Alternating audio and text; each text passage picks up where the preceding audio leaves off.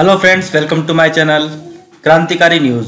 तो अगर कैराना के लोकसभा के चुनावी नतीजों ने कुछ साबित किया है तो वो ये कि हिंदूवादी राजनीति, धर्म जिहाद, ये तमाम चीजें जो हैं वो सियासी तौर पर इतनी कारगर नहीं हुई।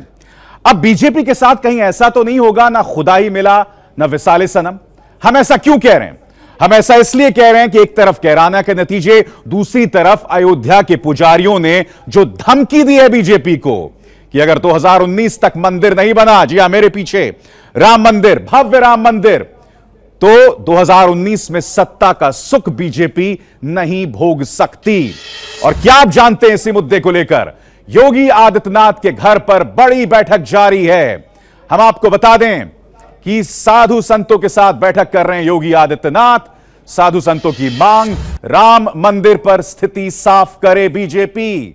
तस्वीरें इस बात की बानगी हैं कि भगवा में तमाम साधु संत पहुंचे, मगर यह बीजेपी की ताकत बनकर नहीं बल्कि एक जबरदस्त सियासी सिरदर्द बनके। हम ऐसा क्यों कह रहे हैं? हम ऐसा इसलिए कह रहे हैं क्योंकि इन्होंने तल्ख तेवर अपनाते हुए कह दिया है। आपने कल ही अयोध्या के मुख्य पुजारी को सुना जिसमें उन्होंने कह दिया था कि अगर राम मंदिर का निर्माण नहीं हुआ तो 2019 भूल जाए बीजेपी। आप सब जानते हैं कि कैराना में विपक्ष एक साथ आ रहा है, महागठबंधन की आस बन रही है, और दूसरी तरफ जी हां, जिसके दम पर बीजेपी अक्सर सियासत के शिखर पर पहुंचती आई है और 2019 में भी पहुंचना चाहती है, वही अब उन्हें सीधी धमकी दे रहे हैं। और कैसे दे रहे हैं हम आपको दिखाना चाहते हैं, आइए सुनते हैं। उनका जो बयान है, राम जन्मभूमि के नाम पर ही गए हैं। इसके पहले ये 2 सांसद जाते थे और ये राम जन्मभूमि का निर्माण इनको हर हालत में करना है। अब इनकी बहानाबाजी नहीं चलेगी। तो आप लोग अपनी नाराजगी दर्ज कराएंगे? बिल्कुल नाराजगी हम लोग दर्ज कराएंगे। नहीं, इससे तो बात होगी बढ़िया से और चर्चा होगी राम जन्मभूमि पर, और अगर नहीं ये बनाते हैं तो फिर 2019 में इनका देखा जाएगा। आपने सुरेश दास जी के तेवरों पर गौर किया? पहले 2 सांसद हुआ करते थे बीजेपी के। दरअसल ये तेवर, ये तल्ख तेवर अक्सर विपक्ष अपनाती है बीजेपी के खिलाफ। आपको याद होगा कांग्रेस के नेता जब भी हमला करते हैं तो वे कहते हैं कि आपके 2 सांसद हुआ करते थे। अब ये तेवर संत अपना रहे हैं। यही वजह हम कह रहे हैं कि बहुत जबरदस्त सिरदर्द है और इस वक्त योगी आदित्यनाथ जो हैं वो मुलाकात कर रहे हैं इन संतों के साथ। हम आपको बता दें कि राम जन्मभूमि के मुख्य पुजारी सत्येंद्र दास ने भी बीजेपी को चेतावनी दी है कि अगर मंदिर नहीं बना 2019 तक तो भूल जाए 2019।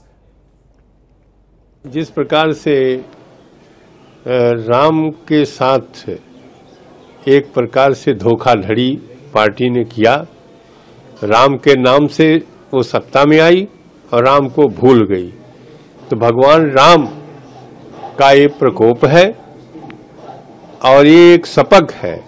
यदि इस प्रकार से वो आगे 2019 का लोकसभा को जीतना चाहते हैं, फिर सत्ता माना चाहते हैं, तो इसके पहले श्री राम जन्मभूमि के मंदिर का निर्माण करना शुरू कर दें, अन्यथा वह बहुत कठिन पड़ेगा। इसको हम और पहले भी कह चुके हैं और आज भी कहते हैं।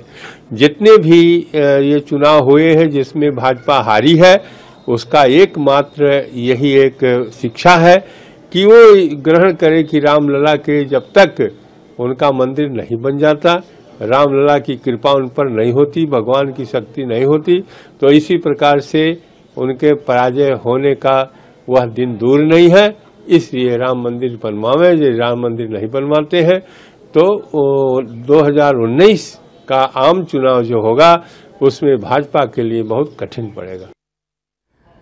देखिए, सियासत के ज्ञानी इसीलिए कह गए हैं कि धर्म, आध्यात्म और सियासत दोनों को अलग अलग रखिए, मगर बीजेपी को आज इसका कड़ा सबक मिल रहा है। यही वजह है कि इस तरह से ये संत जो हैं वो सीधी धमकी बीजेपी को दे रहे हैं। हम सीधे रुख करना चाहेंगे लखनऊ का। एबीपी न्यूज के ब्यूरो प्रमुख हमारे साथ जुड़ रहे हैं, पंकज झा। पंकज झा, मेरे ख्याल से इससे ज्यादा साफ शब्दों में बात नहीं कही जा सकती है। योगी आदित्यनाथ मिल रहे हैं संतों के साथ, संतों के तेवर वही बने हुए हैं। पंकज, क्या खबर मिल रही है इस बैठक के बारे में पंकज आपको?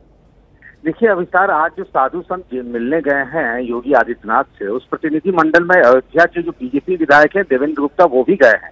और इन लोगों ने वक्त मांगा था राम जन्मभूमि न्यास के जो अध्यक्ष हैं महंत नृत्य गोपाल दास, उनकी जयंती के लिए इनवाइट करना चाहते थे योगी आदित्यनाथ को अयोध्या। पिछले साल भी इस कार्यक्रम में योगी जी गए थे और आज भी इसी के लिए आए थे। लेकिन ये जरूर सही बात है कि अधिकतर साधु संतों की चिंता इस बात को लेकर के है और उनकी सब्र का बांध टूट रहा है, क्योंकि कई बार वो कहते रहे संसद से लेकर तमाम उपाय कि राम मंदिर बने।